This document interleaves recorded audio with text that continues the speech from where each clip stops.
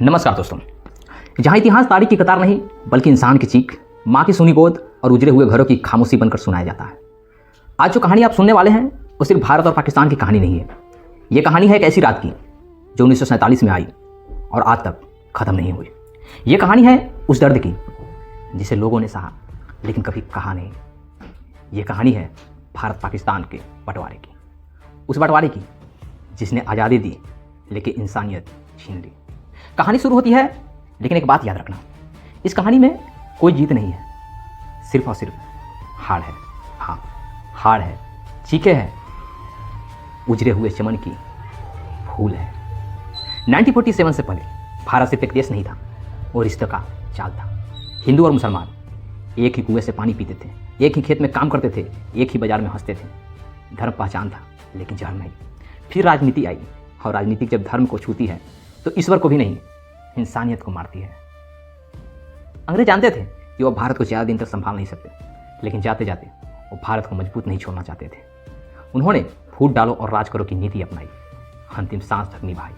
धीरे धीरे डर बोया गया, संदेह बोया गया और फिर नफरत बोई गई। लोगों को बताया गया कि तुम जैसे नहीं हो, तुम साथ नहीं रह सकते, तुम्हारा दुश्मन तुम्हारे पड़ोस में रहता है। और आज सबसे खतरनाक बात, लोगों ने ये मान लिया।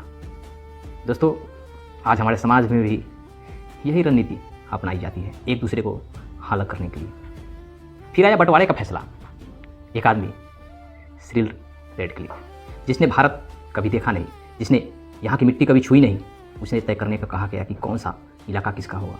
बस नक्शा देखा गया, धर्म की प्रतिशत गिनी गई और एक लकीर खींच दी गई। उस लकीर को रेडक्लिफ लाइन कहा गया, लेकिन वो लकीर कागज नहीं, सीधे दिलों पर खींची गई।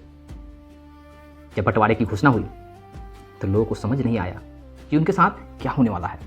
कोई बोला हम पाकिस्तान जा रहे हैं, कोई बोला हम भारत जाना चाहते हैं, लेकिन कोई ये नहीं जानता था कि वो जहाँ जा रहे हैं और क्या वहाँ वो जिंदा पहुँच पाएंगे या नहीं। फिर शुरू हुआ मानव इतिहास का सबसे बड़ा विस्थापन। करीब 1,40,00,000 लोग अपने घर छोड़ने पर मजबूर हो गए। सोचिए, 1,40,00,000 लोग अपने घर छोड़ने पर मजबूर हुए।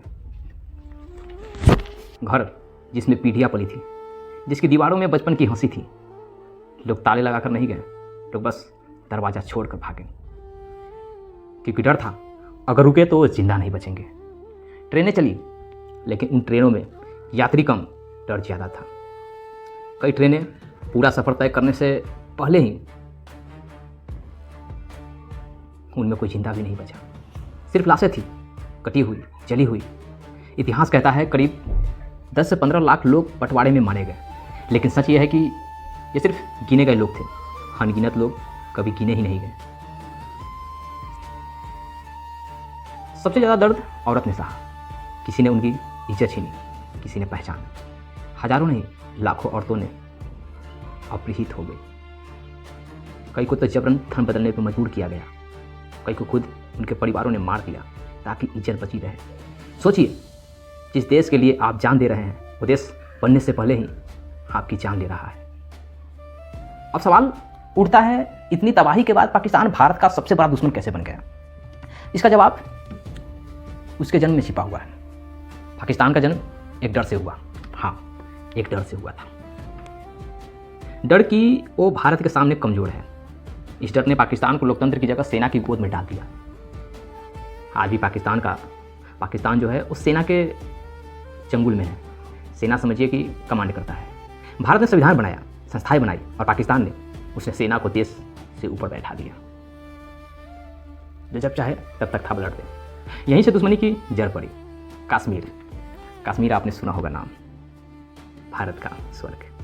एक ऐसा घाव जिस पर हर सरकार ने राजनीति की मुहर लगाई लेकिन कभी इलाज नहीं किया। पाकिस्तान जानता था कि वो भारत से सीधी लड़ाई नहीं जीत सकता, तो उसने चुना छुपी हुई जंग का रास्ता। उस जंग का रास्ता जिसे आतंकवाद कहा जाता है। एक ऐसा जहर जो उसने अपने ही समाज में घोल दिया। अब आते हैं अमेरिका पे। शीत युद्ध का समय था। अमेरिका को सोवियत यूनियन के खिलाफ एक मोहरा चाहिए था। पाकिस्तान ने खुद को पेश किया। अमेरिका ने पैसा दिया, हथियार दिए, लेकिन बदले में पाकिस्तान की वो छीन ली। जब ज़रूरत ख़त्म हुई तो अमेरिका ने पाकिस्तान को यूज करने को छोड़ दिया। हाँ, पाकिस्तान को यूज करके छोड़ दिया। फिर आया चीन। चीन ने दोस्ती के नाम पे कर्ज दिया, प्रोजेक्ट दिए। CPEC जो सुनने में विकास है, असल में एक नई तरह की गुलामी है। आज पाकिस्तान ना पूरी तरह आज़ाद है, ना पूरी तरह समृद्ध। वो एक ऐसा देश बन गया है जो अपने फैसले खुद नहीं ले सकता। हाँ, पाकिस्तान ऐसा देश बन चुका है जो अपना फैसला खुद नहीं ले सकता। वो कभी चीन, अमेरिका, कभी आदि देश के सामंजस्य से चलता है। और भारत आज भी 1947 का दर्द अपने सीने में रखता है, लेकिन भारत ने नफरत को नीति नहीं बनाया। भारत ने आगे बढ़ना चुना। भारत पाकिस्तान का बंटवारा हमें यह सिखाता है कि जब राजनीति इंसान से बड़ी हो जाती है तो इंसान सबसे सस्ता हो जाता है, सबसे सस्ता। ये कहानी सिर्फ अतीत नहीं है, ये चेतावनी है कि अगर नफरत राज्य की नीति बन गई तो आने वाली पीढ़ियां भी लाशें गिनेगी, लाशें। दोस्तों, अगर आप आज सुरक्षित हैं तो याद रखिए, इस ज़मीन ने बहुत कुछ सहा है और इतिहास को अगर सिर्फ पढ़ाया गया, समझाया नहीं गया तो वो खुद को दोहराता है।